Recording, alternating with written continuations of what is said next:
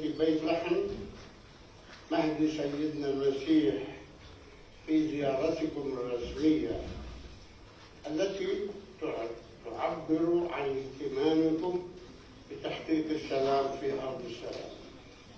وخلال لقائنا اليوم كانت فرصة سانحة أبحث لبحث سبل تعزيز العلاقات الثنائية بين البلدين والشعبين، ومراجعة ما يمكن للولايات المتحدة أن تسهم به من أجل تهيئة الأجواء لخلق أفق سياسي لتحقيق السلام العادل والشامل والدائم في المنطقة.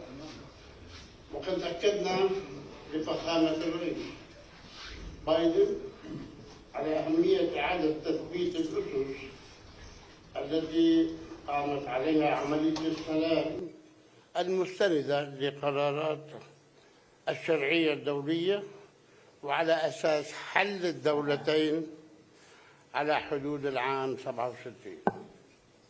فخامة الرئيس، بعد 74 عاماً من النكبة والتشرد والاحتلال، أما آن لهذا الاحتلال أن ينتهي وأن ينال شعبنا الصامد حريته واستقلاله، وأن تتحقق آمال شبابنا وشاباتنا الذين نعتز ونثق بهم وبإبداعاتهم في غد واعد بلا احتلال. وفي هذا المقام نقول إن مفتاح السلام والأمن في منطقتنا يبدأ بالاعتراف بدولة فلسطين وبتمكين الشعب الفلسطيني من نيل حقوقه المشروعة وفق القرارات الشرعية الدولية، وإنهاء جميع قضايا الوضع الدائم بما فيها قضية اللاجئين الفلسطينيين، وأن السبيل إلى ذلك يبدأ بإنهاء الاحتلال الإسرائيلي لأرض دولة فلسطين بعاصمتها القدس الشرقية على حدود 4 حزيران 67. فخامة الرئيس، لقد احترمنا قرارات الشرعية الدولية والاتفاقات الموقعة، والتزمنا بنبذ الإرهاب والعنف ومحاربة الإرهاب في منطقتنا والعالم. إننا نتطلع لخطوات من جانب الإدارة الأمريكية لتعزيز العلاقات الثنائية من خلال إعادة فتح القنصلية الأمريكية في القدس الشرقية ورفع منظمة التحرير الفلسطينية عن قائمة الإرهاب. نحن لسنا إرهابيين. وإعادة فتح مكتبها في واشنطن، ونحن من جانبنا على استعداد للعمل في إطار الشراكة والتعاون من أجل إزالة أي عقبات لتحقيق ذلك. إننا نتطلع فخامة الرئيس لجهود إدارتكم في طي صفحات الاحتلال الإسرائيلي لأرضنا وإنهاء أعمال التمييز العنصري الأبارتايد ضد أبناء شعبنا ووقف الأعمال الأحادية الجانب من التي تقوض حل الدولتين. وإننا نتطلع لهذه الجهود لوقف الاستيطان وعنف المستوطنين واحترام الوضع التاريخي في الأماكن المقدسة الإسلامية والمسيحية، وفي ظل الوصاية الهاشمية، ووقف طرد الفلسطينيين وهدم المنازل واقتحامات المدن والقرى والمخيمات، والتوقف عن القتل والاعتقالات اليومية، ومحاسبة قتلة الشهيدة شيرين أبو عاطف. يجب محاسبة هؤلاء الذين قتلوها. لأن استمرار ذلك سيؤدي إلى التصعيد من ناحية وفقدان الأمل في غد أفضل من ناحية أخرى. فخامة الرئيس، إذا أرادت إسرائيل أن تكون دولة طبيعية فلا يمكنها أن تستمر بالتصرف كدولة فوق القانون، وهذا يستدعي أن تنهي إسرائيل احتلالها لأرض دولة فلسطين بعاصمتها القدس الشرقية على حدود 67. عندها فقط، عندها سيتم قبول إسرائيل لتعيش في سلام وأمن وحسن جوار مع دول وشعوب المنطقة استناداً إلى المبادرة العربية للسلام. إن فرصة حل الدولتين على حدود 67 قد تكون متاحة اليوم فقط، ولا ندري متى سيحصل في المستقبل. لذلك فإنني أنتهز الفرصة بمناسبة زيارة فخامتكم للمنطقة لأقول إنني أمد يدي لقادة إسرائيل لصنع سلام الشجعان، وهذا حصل منذ زمن طويل، منذ اتفاق أوسلو، ونحن نمد يدنا للسلام مع كل قادة إسرائيل، وذلك لمستقبل أفضل للأجيال القادمة ولجميع شعوب المنطقة. فخامة الرئيس، نجدد الترحيب بكم، وثقتنا بكم وإدارتكم كبيرة، ونؤكد لكم استعدادنا للعمل معكم يداً بيد من أجل تحقيق السلام الشامل والعادل القائم على الشرعية الدولية ومبادرة السلام العربية والاتفاقات الموقعة بيننا وبين إسرائيل. هناك اتفاقات يجب أن نحترمها جميعاً، وبما يضمن الأمن والسلام والاستقرار والازدهار الدائم لجميع دول المنطقة. سيد الرئيس، السلام يبدأ من فلسطين والقدس، من هنا يبدأ السلام. نمد أيدينا للسلام والعمل معكم يا فخامة الرئيس لتحقيقه، والسلام عليكم وأهلا وسهلا بكم. Mr. President, President Abbas, thank you very much, and to your colleagues with whom I had the opportunity to meet as well. It's good to see you again, my friend. We've known each other for a long time, and I'm very proud to be with you today as President of the United States, and we can count ourselves among the earliest supporters of a two-state solution. As I stand with you today, now as President of the United States, my commitment to that goal of a two-state solution has not changed in all these years. Two states along the 1967 lines were mutually agreed to swaps remain the best way to achieve equal measure of security, prosperity, freedom, and democracy for the Palestinians as well as Israelis. The Palestinian people deserve a state of their own that's independent, sovereign, viable, and contiguous.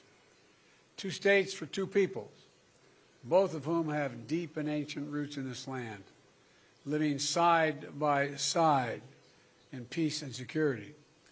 Both states fully respecting equal rights to the other's citizens. Both peoples enjoying equal measure of freedom and dignity. That's what this is fundamentally all about.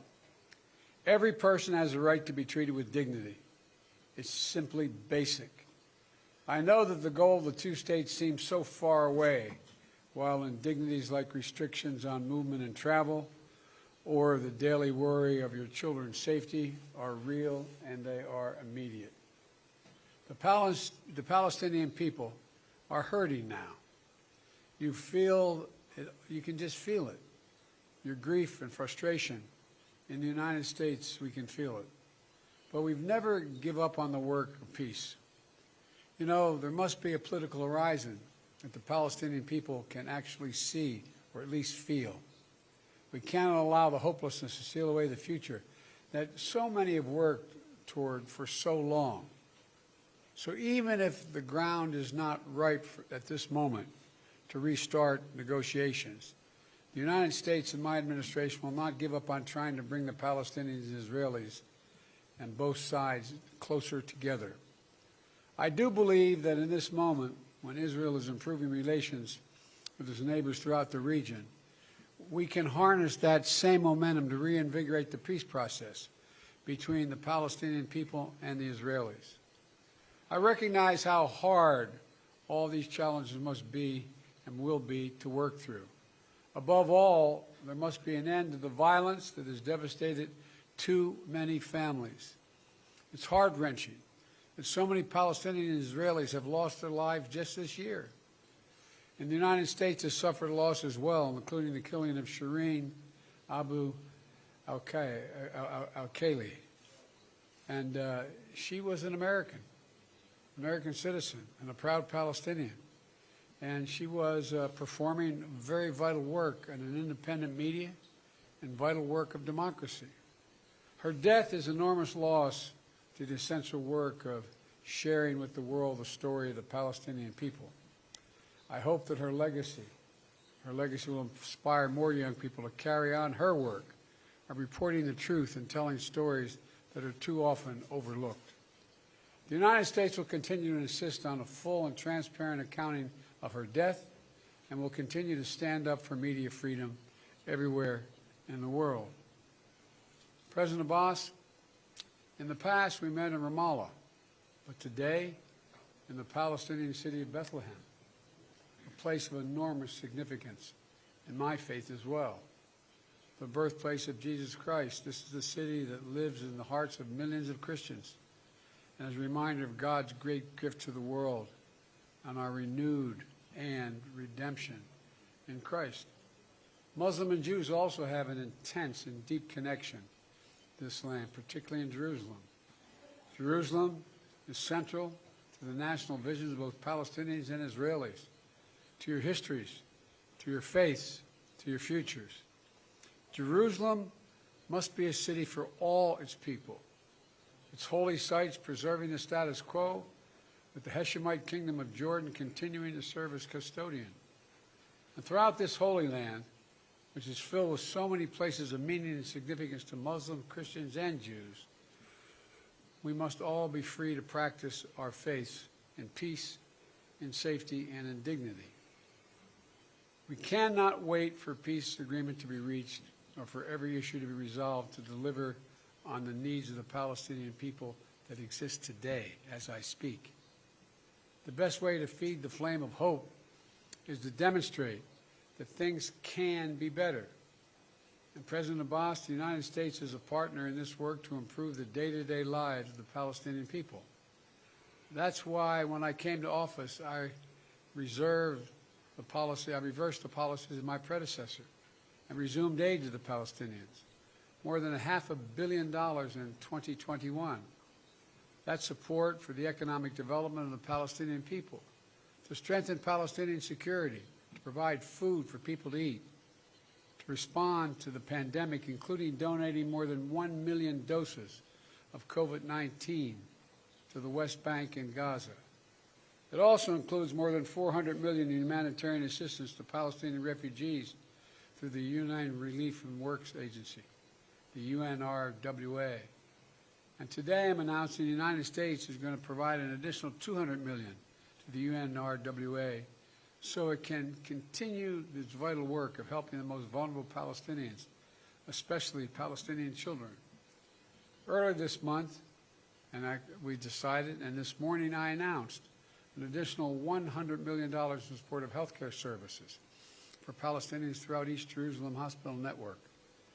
We were engaging with Israel around ways to spur greater Palestinian economic growth, including by implementing 4G mobile networks, increasing the supply of renewable energy, improving freedom of movement for Palestinians, both people and goods.